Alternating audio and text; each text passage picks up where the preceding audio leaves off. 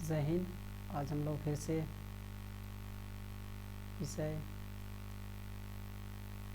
Trade से related प्रश्नों को हल कर चुके थे, लेकिन अब हम लोग देखते हैं वर्कशॉप कैलकुलेशन। वर्कशॉप कैलकुलेशन में हम लोग देखते हैं पहला क्वेश्चन कि किस प्रकार का ऊष्मा संचरण ऊपर की ओर प्रवाह द्वारा होता है। यानी कि ऊष्मा संचरण जो होता है वह 3 प्रकार का होता है। कंडक्शन होता है, कन्वेंशन होता है, रेडिएशन होता है। ये तीनों में से क्या होता है?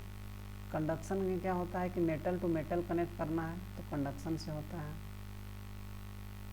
उसके बाद कन्वेंशन में क्या होता है कि लिक्विड फॉर्म के लिए किया जाता है, और रेडिएशन में क्या होता है, ये सूर्य में होता है।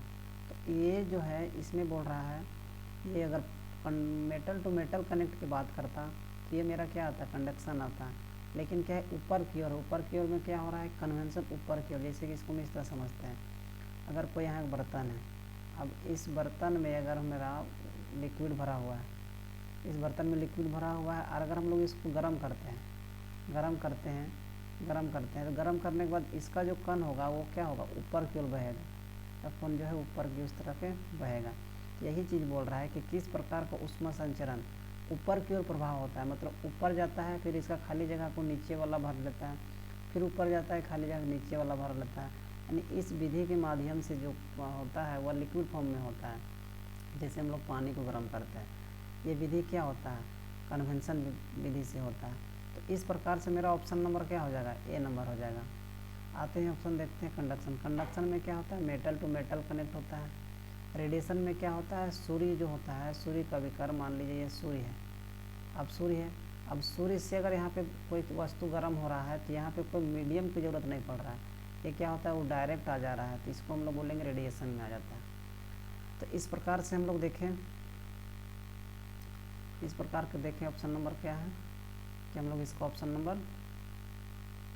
बी राइट आंसर था। अब हम लोग देखते हैं क्या ऑप्शन नंबर क्या है। Option number 2 B number answer हो गया। अब देखते हैं क्या कि क्वेश्चन नंबर 2, इसमें क्या है, ऊष्मा संचरण की रेडिएशन विधि कौन सी है। मतलब ऊष्मा संचरण की रेडिएशन विधि कौन सी सही है। तो क्या कहता है, एक लोहे की रॉड को उसके एक सिरे से गर्म किया जाता है और दूसरे सिरे तक ऊष्मा का संचार किया जाता है, इसका ऑप्शन।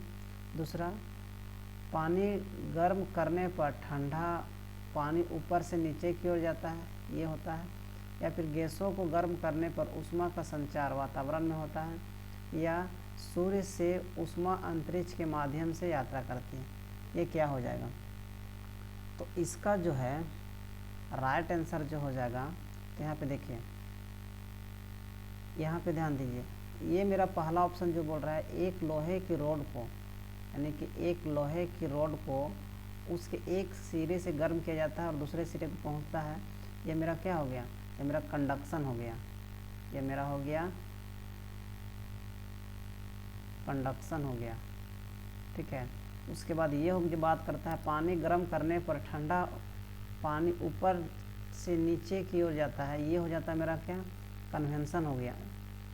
कन्वेंशन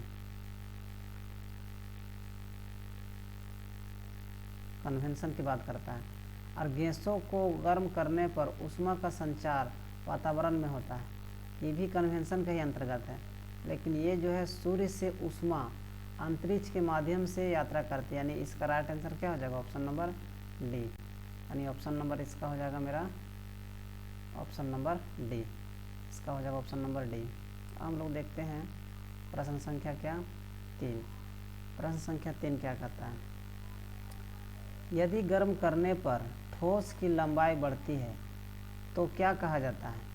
यदि अगर मेरा गर्म करते हैं तो अगर उसका ठोस में लंबाई बढ़ती है तो क्या कहते हैं। देखिए, अगर कोई वस्तु अगर हम लोग गर्म करते हैं तो ये 3 चीज़ में बढ़ता है, एक लंबाई में बढ़ता है, ठीक है, एक वॉल्यूम में बढ़ता है, और एक क्या होता है, क्षेत्रफल में बढ़ता है, यानी एरिया में बढ़ता है।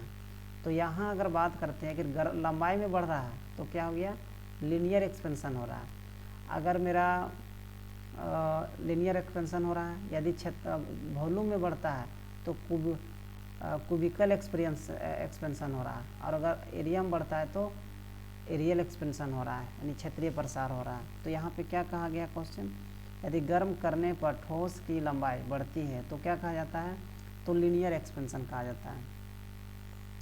इसका राइट आंसर क्या हो जाएगा, ए, लीनियर एक्सपेंशन हो गया।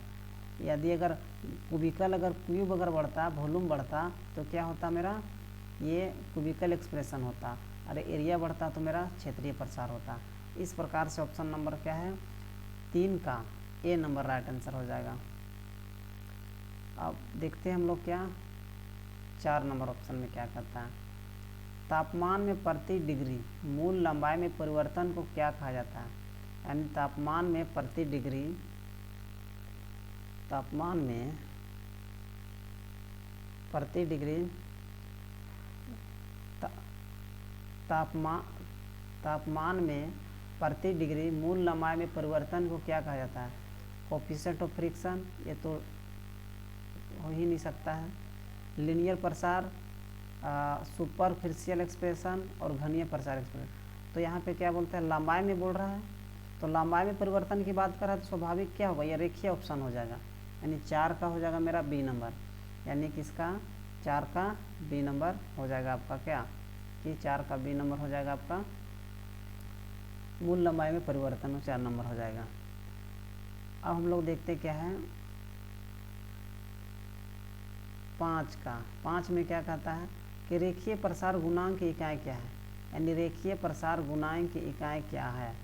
तो यहाँ पे रेखीय प्रसार गुणांक की इकाई हम लोग देखते हैं इसका क्या हो जाएगा। तो रेखीय प्रसार गुणांक की इकाई का मतलब क्या हो गया, यहाँ उससे पहले हम लोग क्वेश्चन देखे थे भी जस्ट, क्या तापमान में प्रति डिग्री मूल लंबाई, प्रति डिग्री मूल लंबाई की बात करता है। तो प्रति डिग्री मूल लंबाई का मतलब क्या हो गया कि तुम्हारा प्रति डिग्री मूल लंबाई का मतलब हो गया, यहाँ पे ऑप्शन देखते हैं, ऑप्शन क्या है, नंबर पर डिग्री सेंटीग्रेड, नंबर पर डिग्री सेंटीग्रेड पर मीटर लेंथ, या फिर क्या है नंबर पर degree centigrade millimetre length, number पर डिग्री सेंटीग्रेड पर सेंटीमीटर लेंथ। तो इसका जो है राइट आंसर क्या हो जाएगा, इसका राइट आंसर क्या हो जाएगा, नंबर पर डिग्री, यानी प्रति डिग्री यहाँ पे लिखा हुआ प्रति डिग्री मूल लंबाई परिवर्तन, तो यानी इसका क्या हो जाएगा मेरा ऑप्शन नंबर ए हो जाएगा, इसका नंबर ऑप्शन नंबर ए हो जाएगा। अब हम लोग आते हैं प्रश्न संख्या 6 में। प्रश्न संख्या 6 क्या कहता है, कहता कहा है 2x ना, अच्छा 2x लीनियर प्रसार के लिए किस शब्द का प्रयोग किया जाता है, यानी कि 2x लीनियर एक्सपेंशन के लिए किस शब्द का प्रयोग करते हैं, कोएफिशिएंट ऑफ फ्रिक्शन, घर्षण गुणांक, ये तो नहीं, रेखीय प्रसार गुणांक, सुपरफिशियल गुणांक, या घनीय प्रसार गुणांक। इसका क्या हो जाएगा राइट आंसर, यानी कि इसका जो है 6 नंबर जो है, यहाँ पे देखिए अगर लेंथ बात करता तो यानी कि यहाँ पे लीनियर एक्सपेंशन होता, लेकिन यहाँ बोल रहा है 2x है, यानी कि डबल की बात कर रहा है ना, तो कोएफिशिएंट ऑफ सुपरफिशियल एक्सप्रेशन के रूप में हम लोग इसको दर्शाते हैं।